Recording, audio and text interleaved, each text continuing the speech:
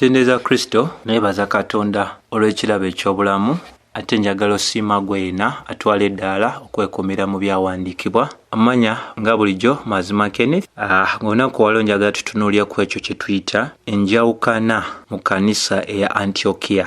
Enjawukana mu kanisa eya Antiyokiya, oba kye tusobola ogamba kiki ekyaleeta enjawukana mu kanisa eya Antiyokiya, oba kiki ekyaviirako enjawukana mu kanisa eya Antiyokiya. Wano olwo ebintu bingi bye tusobola okuba nga twekkaanyiza ddala nga byogera eri ekkanisa olunaku olwaleero, kubanga olunaku olwaleero waliwo obuvuyo obw'enjawulo bwe tugenda mu maaso n'okulaba mu kkanisa, enjigiriza empya ezireeteddwa nga ziwakkanira ddala n'ebyo ebyatuweebwa mu byawandiikibwa, naye nga kaakano zaamala dda okufuna kye tuyita obuganzi. Bw'otunuulira essuula ey'e15 ennyiriri ezisooka zizimbibwa ddala ku ebyo bye twasemberayo ddala okulaba mu ssuula ey'e14. Jjukira mu ssuula ey'e14 twatunuulira ennyiriri ezisembayo nga Pawulo mu lunyiriri lwa 24 ne Balunabba baali boolekedde olugendo olw'okudda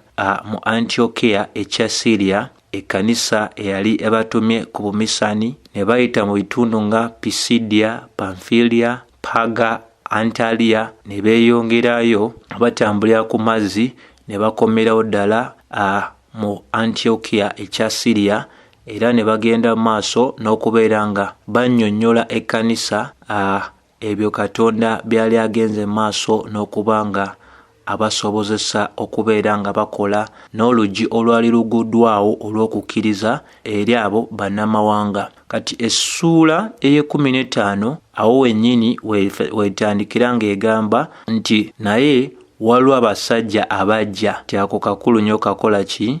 Kakutegeera nti essuula ey'e15 etulaga nti waliwo embeera eyaleetebwa mu kanisa ey'omu Antiyokiya, yaleetebwa abantu ab'enjawulo, oba abantu bano babegamba nti awo abantu ne bava e Buyudaaya ne bayigiriza abooluganda nti nga bagamba nti bwe mutakomolebwanga ng'empisa eya Musa bw'eri temuyinza kulokoka. Kati ekyo ekigambo gweyina ali omwegendereza oba ng'obadde mu kanisa kaakano ekiseera ekimala, sobola okugamba nti naawe oyinza okuba nga ojulira wamu nange. Ekigambo ekyo leero kikozesebwa nnyo, si ku luuyi olw'okukomolwa wabula ku luuyi olw'ensonga eyitibwa ekimu eky'ekkumi wamu n'ekyo ekiyitibwa ekibereberye, wamu n'ebintu eby'enjawulo kaakati ebigenze mu maaso n'okubeera nga bikola ki?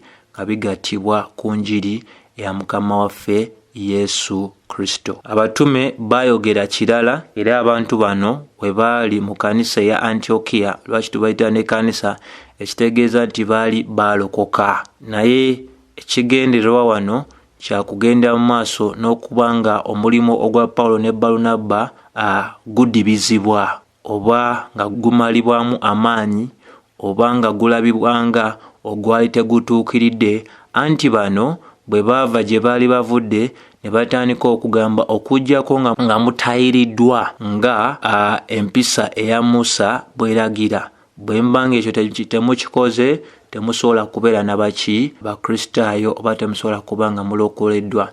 Ebintu nga bino Pawulo yabiwaningako n'abiragira ddala, era ensonga eno eyali ereeteddwa mu kanisa eya Antiyokiya yali yatuuka dda mu kanisa ey'Abagalatiya, era Pawulo bwe yali abawandiikira bo baali kwegamba baayidde dda, wegaba amazzi gaali gaayidde dda nga gateekeddwako n'amajaani. Ekyali mu Antiyokiya baali bateekebwateekebwa okuba nga bajja, naye wano eno e Galatiya bo baali bajja dda nga n'amajaani gaateekebwako.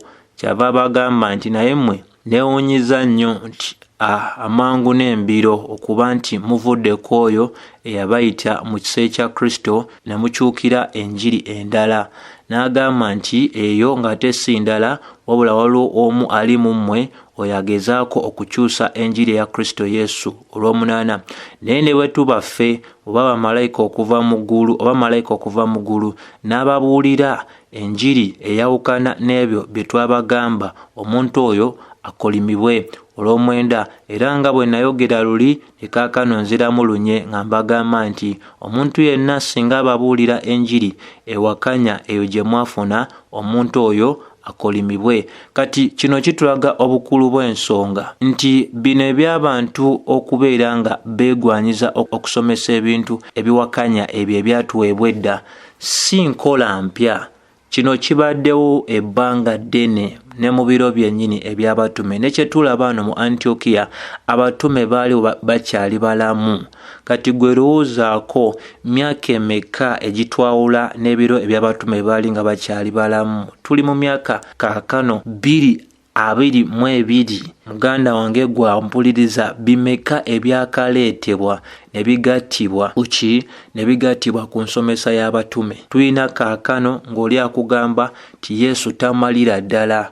Twetaaga simanyi ne Maama Maria, twetaaga simanyi Rosario, twetaaga simanyi bwesige waffe nabwo okubeera nga buteekebwa mu batukuvu abaafa, simanyi mu bamalayika, simanyi tulina okuba nga ate tulamaga n'okulamaga, tulina okuba nga tukola kino, tulina okuba nga tukola neki. So ebintu eby'enjawulo bigenze mu maaso n'okuba nga bireetebwa. Y'ensonga lwaki abo bagenda mu maaso n'okwakanya ekkanisa ey'Abaroma, mu luzungu be tuyita ba reforma, baamaliriza nga bakoze ebintu bya mirundi ng'etaano bye baali bagenda okuba nga bakozesa okuba nga beeyambisa mu kubeera nga bakomyawo empisa eri Abakristaayo, eri okugoberera ebyo ebyali byatuweebwa edda. Era ebintu ebitaano ebyo mulimu ekimu kye basookera ddala okwogera kye tuyita sola scriptura, oba ekitegeeza nti ebyawandiikibwa bimala. Nti kyonna kye twetaaga okumanya ng'okwogera kwa Katonda tetukijja wala. Ebintu ebyo byonna bituweereddwa mu byawandiikibwa. Tetunoonya birooto, tetunoonya kwolesebwa, tetunoonya simanyi oli afudde n'ava mu bafu kati akomyewo alina byali otugamba nti Mukama waffe yamutisa omugugu ogw'obubaka, simanyi kanisa yeetaaga obbiwuza. Ebyo byonna tetulina kubeera nga tubyeggulira kubanga bijja tujja ku mulamwa, kubanga bye tulina mu byawandiikibwa bimala. Tulina endagaano enkadde, tulina endagaano empya, 39 mu nkadde, 27 mu ndagaano empya. Nga mu kuba nti Bayibuli yaffe kaakati yaggalwawo, tetwetaaga bubaka bupya kubanga obutuweereddwa bumala. Kyonna Katonda kyateesa okwogera naffe, kyeyagala tumanye mu biro by'ekkanisa okubanga ekyalo nga n'ensi ekyalo bituweereddwa mu bitabo 66. Ebitabo byali bingi ebyawandiikibwa, naye ekkanisa bwe yali etudde ne batandika okubeera nga batematema empenda bitabo ki bye baali bakkiriza ddala nti bino bye byali bibaweereddwa Omwoyo Omutukuvu okubanga ekkanisa egoberera. Balonda ebitabo 66 ssebo n'ennya bawuliza. Ekyokubiri, ba reforma oba abawakanya ekkanisa y'Abaroma kye bagenda mu maaso n'okuba nga bateeka mu nkola, kubanga ekkanisa y'Abaroma yali eraga ebyandikwa tebimala wabula nga kyali kirungi okubeera nga bagattako ne kye tuyita obulombolombo obw'abantu oba kye tuyita traditions of men, n'okubeera nga bayimusa paapa ne bamuteeka waggulu nnyo nga bagamba nti waliwo kye tuyita magisterium. Abo nga be balina nabo okubeera nga basomesa abantu ebintu ebiki ebirala. Bo balaga nti ebyawandiikibwa byali bimala. Ekyokubiri, kye bagenda maaso n'okunyweza kye tuyita sola Christos, kubanga baali bakozesa olulimi Olulatino. Kigambo sola Christos nga kitegeeza nti Kristo amala. Kristo tagwaniddwa kubanga agattibwako, ng'ekkanisa y'Abaroma bwe mugattako paapa, bwe mugattako simanyi Maama Maria, ne mugattako obutabo bwa simanyi bw'abafu abatukuvu, simanyi bamalayika, simanyi otuzizi, simanyi embira, simanyi okulamaga n'ebintu ebyaki eby'enjawulo. Ne bagamba nti Kristo amala munnamuligina, teyeetaagibwa kubanga agattibwako ekintu kyonna. Obulokozi buli mu ye yekka, tewaliwo kabondo, tewaliwo kasiko kolina kuyingira oba olusozi lwolina okulinya oba omuti gwolina okubeera nga okola ki ng'ogwekwatako oba okubaako omulimu guno ne guli. Baalaga nti Kristo amala. Ekyokusatu, abawakanya ekkanisa y'Abaroma kye bateekawo okubeera nga bayambako abantu okwekumiramu ebyawandiikibwa, ne bateekawo ekyokusatu nga kiyitibwa sola gratia. Ekitegeeza no ekisa kya Kristo kimala. Ensonga lwaki Abefeso 2:8 tugamba tulokoka lwa kisa. nti obulokozi bwa kisa, obulokozi si bwa bikolwa. Naye mu biro ebyo bye baalimu ne kaakati nga bwe tulina enzikiriza ez'enjawulo, amadiini ag'enjawulo agalaga nti omuntu agwande kusooka kola kino, agwande kusooka kola kiri okubeera ng'afuna obulokozi. Ekyokuna kye baateekawo kye tuyita sola fide kitegeeza nti faith alone, obulokozi tubufuna lwa kisa okuyita mu kukkiriza, tetulina kugattako kintu kirala, kubanga okukkiriza okwo kuzaalibwa mu ffe okuyita mu njiri eya Mukama waffe Yesu Kristo.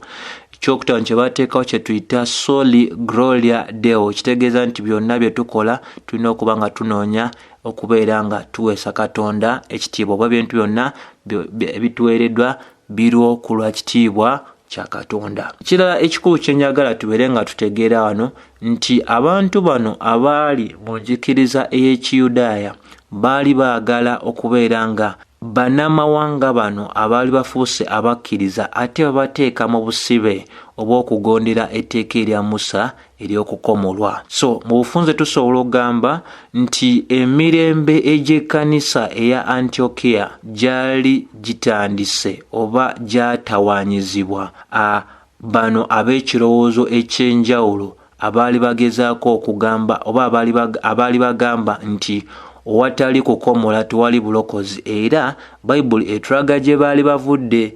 Kati kye tulina okulwanyisa y'ensonga eya Yesu n'ensigo yo, Yesu n'ekimu kye eky'ekkumi, Yesu n'ekibereberye, Yesu n'okulamaga, Yesu ne Mariya, Yesu ne Rosario n'ebisigadde ebyo byonna ebigenda mu maaso n'okuba nga bigattibwa. Kati kanisa ez'Abapentekote ate zitaddewo n'ekigambo ekiyitibwa simanyi ekyokwogera mu nnimi. Ogamba otya nti waluka nga twogera mu nnimi? Ekirala ogamba otya nti waluka nga tokola byamagero?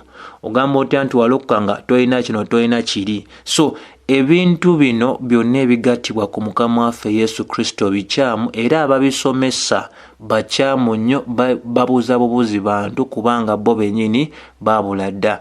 Bayibuli era etulaga mu kitabo ekya Yuda essula esookera ddala, bw'oba ogyekaanyiza olunyiriri lwokuna, lutulaga nti waliwo abantu abaayingira, abaasoba ne bayingira mu ffe nga tetugenderedde. Kati ne bano nabo betulaba wano balina engeri gye baali bayingidde mu kanisa eya Antiyokiya okutandika okubeera nga basomesa ebintu ebikyamu. Y'ensonga lwaki ffe abayitibwa abasumba tugwanidde okufaayo nnyo eri okusomesa amazima wamu ate era n'okukola ki?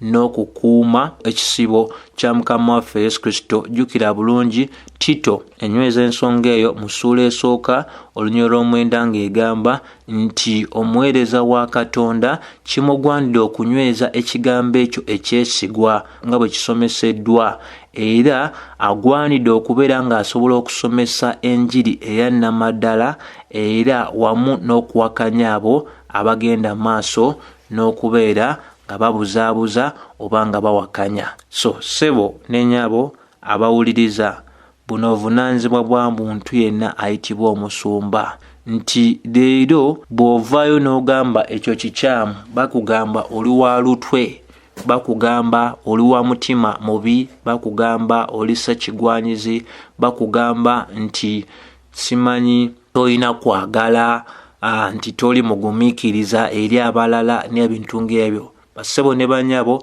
tugwanidde okubeera abeesigwa eri obuweereza obutuweereddwa nga Bakolinso ekisooka 4 olusooka paka olwokusatu bwe lutangaaliza ddala obwo buvunaanyizibwa bwaffe okufaayo eri ebyo ebiyinza okuba nga bigenze maaso n'okusomesebwa. Kyova olaba Bayibuli etulagira ddala bw'oba otunuulidde ensonga eno bulungi nnyo.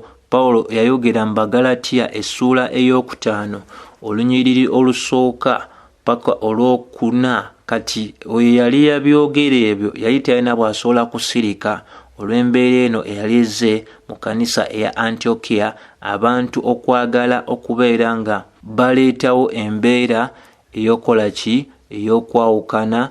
Bayibuli etulaga nti muyimirire ddala mu ddembe eryo lye tulina mu Kristo oyo atufudde ow'eddembe. N'agamba era temukkiriza kubeera ng'ate nga mukwatibwa era mu ebyo ebintu eby'obuddu. Kati okukomolwa wano era kwali kuleeta buddu bwereere. Kwe baali baleete Antiyokiya kwali kuleeta buddu, kwali kumalawo emirembe. Ekyokubiri kyalaga n'agamba alaba nze Pawulo mbagamba nti omuntu yenna akkiriza okubeera ng'akomolwa Kristo ajja kuba talina kyamugasa. Kiki kye baali baleeta eri mukanisa ya Antiyokiya? Kubeera nga Kristo yali tagenda kugasa bantu bano. Buli muntu yenna asomesa ekintu ekyogamba nti Kristo ne kino, Kristo ne kino, Kristo ne kiri, omuntu oyo Kristo aba talina kyakola ki kyamugasa. Olwokusatu agamba nti mbalayirira era mbawoyira obujulizi nti omuntu yenna akkiriza okukomolwa, omuntu oyo alina ebbanja okukola etteeka lyonna. Bwe banga ebyekisa biganye kati oba olina otuukiza amateeka gonna. Ate jjukira Yakobo nambulufu bulungi mu ssuula ey'okubiri olw'omunaana paka olw'ekkumi nti omuntu yenna ku mateeka 10 akuumako limu gonna aba akoze eki? Agamenye. So Katonda waffe mu kuteesa kwe mu bukulu bwe yamanyira ddala teri muntu yenna asobola kubeera ng'akuuma mateeka. Mateeka gaweebwa otuwalula otuleeta eri Kristo tulyoke tusaanyizibwe olw'okukkiriza. Olwokuna kyava agenda maaso n'agamba nti Kristo olwo Kristo aba takyagasa muntu oyo yenna asalawo okubeera nga asaanyizibwa okuyita mu mbeera ey'okola ki? Mu mbeera ey'okubeera nga akuuma amateeka, era omuntu oyo aba agudde okuva mu kisa. So y'ensonga eyagenda maaso n'okuleetebwa baneeno abaava eri Ebuyudaaya. So tulina abantu bangi leero abalina ebiruyi, abalina okuyaayaana, naye ng'okuyaayaana kwabwe tekwesigamye ku kumanya, kubanga okuyaayaana okukuleetera okuba nga toli mumativu n'ekyo ekikuweereddwa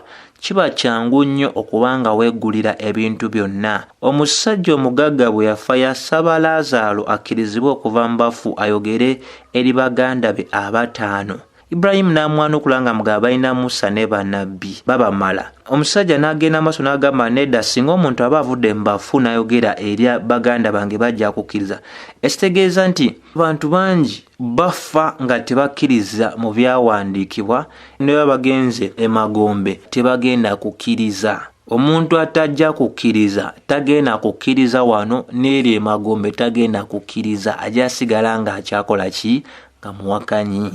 Muganda wange, kyensobola okugamba nti tugwanira okwebaza Katonda olw'obulokozi bwe tulina, kubanga kisa kyennyini okulaba nga nze ndi mulokole, okulaba nga naawe oli muki? Oli mulokole olunaku olwaki?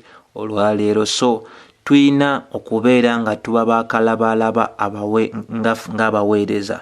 Tolina kuganya abantu bo okubeera nga bawuliriza ebintu ebikyamu n'osirika. Ate gwe Omukristaayo biki by'owuliriza? Muweereza ki gw'owuliriza? Bubaka ki bw'oba olaba ku TV? Bantu bangi babeera oli n'amala essaawa nnamba mbu ayogera mu nnimi. Ennimi z'ayogera si ze za Bayibuli, n'ekirala tezirina kigendererwa. Ate mu agamba Mukristaayo, ate tumanyi ennimi kaali kabonero eri abatakkiriza baali Bayudaaya tekatuukirizibwa mu mwaka ogw'7 oluvannyuma lw'okuzuukira kwa Mukama waffe Yesu Kristo. Abantu ababeerawo nga bagamba bw'oba ogamba oli mulokole, lwaki tolina kino, lwaki tolina kiri? Owuliriza baaki? Jako radio yo, jako TV yo.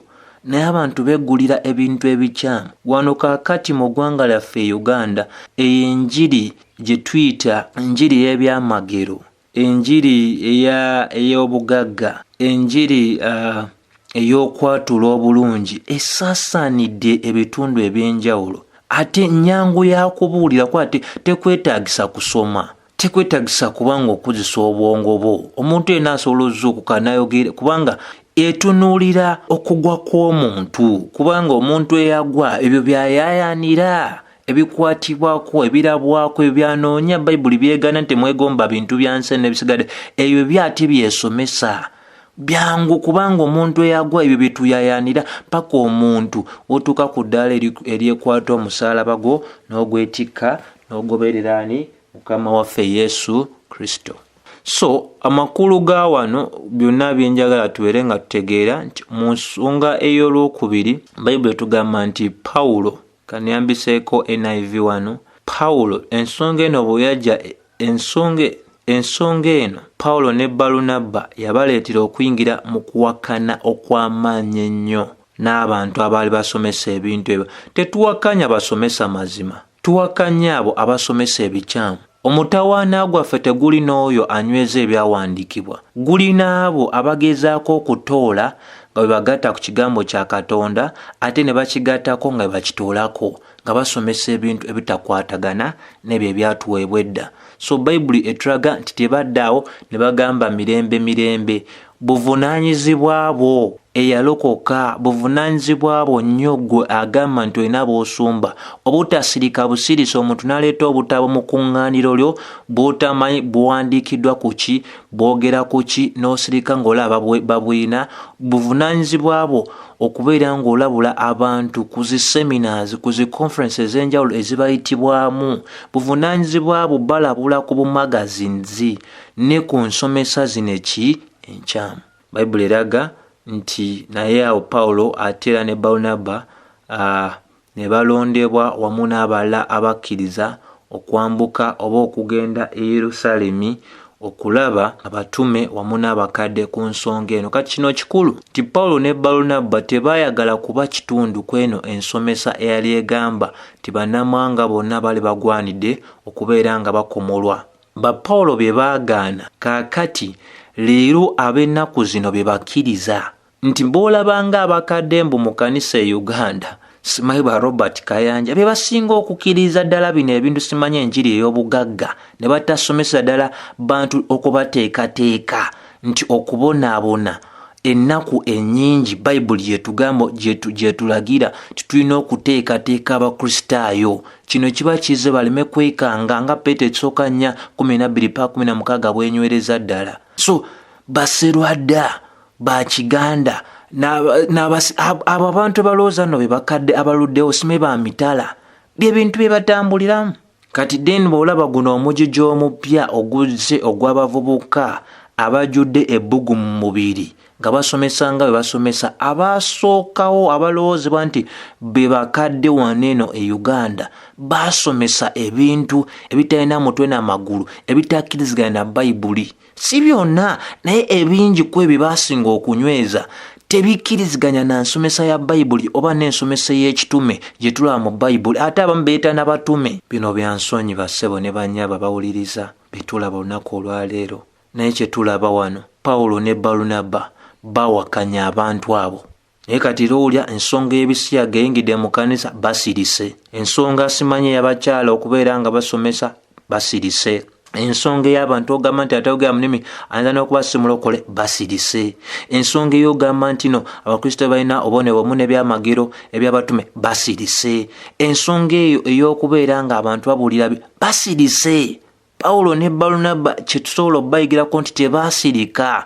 Bayibuli ey'oluzungu ekosa nti they entered into a sharp dispute and debate. Waliwo okuwakana okwali okw'amaanyi nga bakuuma nga balwanirira ekyo ekyatuweebwa. Bino bye bimu ebiddibwamu abawakanya ekkanisa y'Abaroma mu myaka gy'olukumi-mu-ebitaano, 1600, 1700 nga balwanira ebyo ebyatuweebwa edda. Naye leero abantu banoonya buganzi n'abantu ola tutumu kukuuma amannya gaabwe, kukuuma kisibo kyabwe.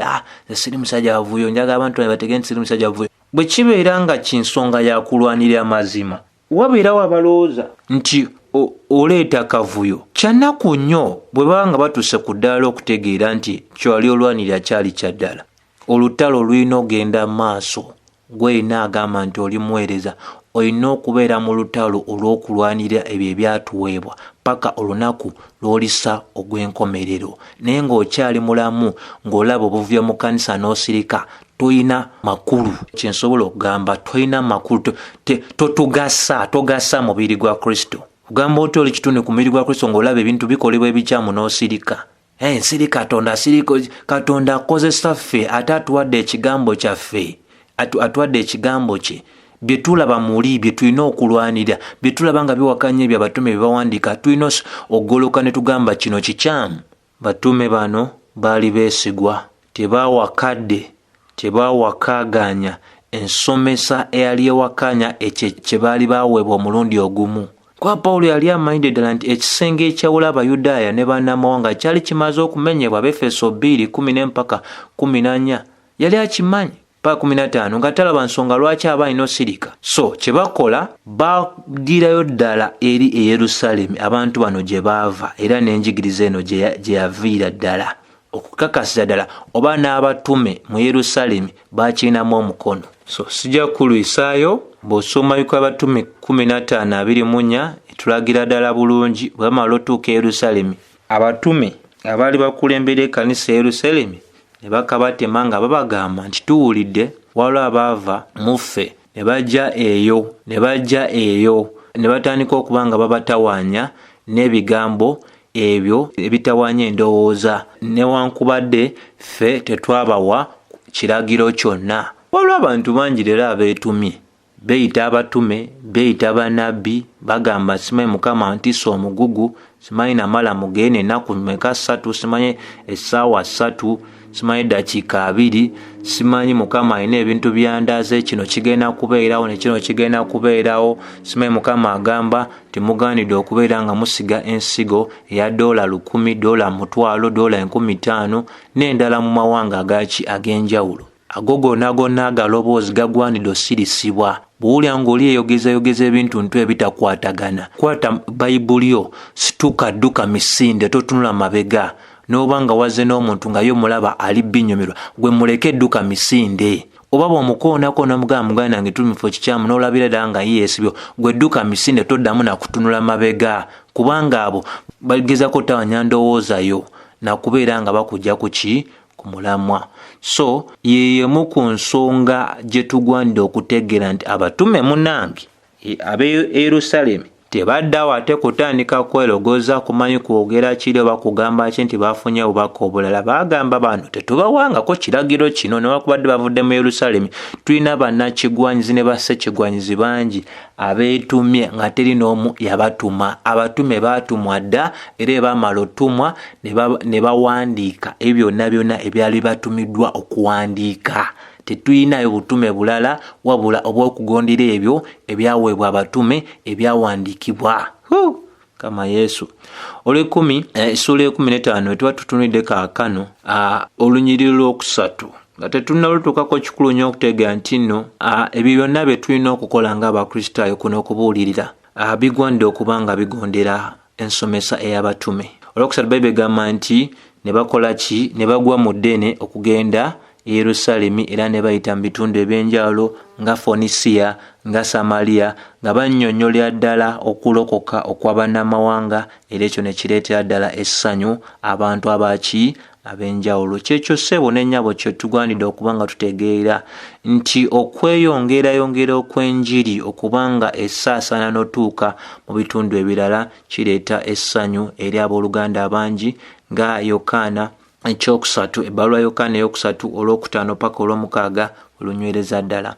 Olw'okuna Bayibuli egamba batuuka e Yerusalemu ne baanirizibwa ekkanisa era abatume n'abakadde ne bababuulira ebyo byonna Katonda bye yali agenze mu maaso n'okukola. So bye tulaba mu lunyiriri olw'okuna olw'essula 15 y'Ebikolwa by'Abatume lulagira ddala ekintu kye kimu ekyalo mu ssuula ey'e14 olwa 27 mu kitabo eky'Ebikolwa by'Abatume nga bwe twalaba abatume bwe baali bazzeeyo mu Antiyokiya ne bannyonnyolera ddala ekkanisa mu Antiyokiya ebyekisa ebyo Katonda byali agenze maaso n'okuba nga abakozesa n'omulimu ogw'ettendo we yagenda maaso n'okuba nga atuukiriza mu bulamu bwabwe era ne bawa ekitiibwa n'amatendo oyo Mukama Katonda ow'eggulu n'ensi. Olwokutaano Bayibuli etulaga nti naye abo abaali ab'akabondo ak'Abafalisaayo ne bagolokoka ne bagamba ye mazima ddala kigwanidde okubeera nga ffe tulagira abantu abo okuuma etteeka ery'e Musa. So Bagalatiya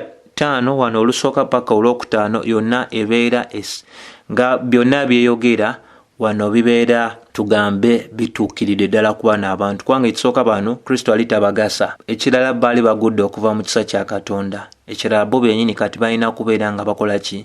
Bakuuma oba batambulira mu kuuma amateeka. So kino tekyali lugambo, kino kyali kya namaddala. Waliwo bali bakkiriza bwe batyo nti bannamawanga baali bagwanidde okubeera nga bakola batya? Nga bakuuma amateeka aga Musa. kubanga newankubadde kaakati baali balowoozebwa okuba nti bakristaayo naye baali bakyabonaabona n'ensomesa eri ey'Ekiyudaaya gye baali bategeera ebbanga eddene nnyo nyonyini ddala, era nga balinamu embeera ey'obukyayi eri bannamawanga abo abakristaayo nga bagezaako okubateekako emisanvu, babateekako ebiragiro ebitalina kakwate konna n'ensomesa ey'abatume. Ensonga lwaki Bakolinso ekyokubiri essuula ey'ekumi wano nawo tulabira ddala nti nkulu nnyo. Bayibuli etulaga nti newankubadde tutambulira mu mubiri tetulwanagana na mubiri, wabula ebyokulwanyisa byaffe eby'olutalo si bya mubiri wabula byamaanyi nnyo okuva eri Katonda okusaanyaawo ebigo, era tusaanyaawo okuwakana wamu n'ebirowoozo byonna ebimusiddwa waggulu w'okumanya kwa Katonda, era nga tuwamba buli kirowoozo kyonna okugondera Kristo. Yeyo ensonga bwe tusomesa amazima tuba tuli mu lutalo lwa mwoyo, tukomyawo abantu okutegeera nti waliwo ebyatuweebwa edda bye tugwanidde okuba nga tukola tutya, nga tugondera. Tetulina kweyitiriza oba tetulina kuba nga tusukuluma aba nga tuyita ku mabbali ag'ebyo ebyawandiikibwa edda. So buno bubaka bulamu nnyo eri ekkanisa, ate era bulamu nnyo eri oyo yenna agamba nti anaasumba, oba ate era bulamu nnyo eri oyo yenna asumbibwa okubeera ng'oli mwegendereza. Soma Bayibuli yo, tegeera Bayibuli yo, tokkiriza muntu yenna kulimbalimba. Byonna Katonda byagala otegeere biri mu kitabo ekyo, omuli ebitabo 66. Ekitabo ekyo kiyitibwa Bayibuli. Bw'otwala obudde n'ogyekkaanya n'osoma nga bw'onootinga nga bw'owandiikako wano ne wali okwekkaanya ensonga ez'enjawulo, tolina bw'osobola kuba nga ogwa mu bafere abo abatambuza obulimba nga babukweka mu ekyo kye bayita enjiri naye ng'ate si njiri. Ekisa kya Mukama waffe Yesu Kristo kibeere eri mmwe mwenna. Amin.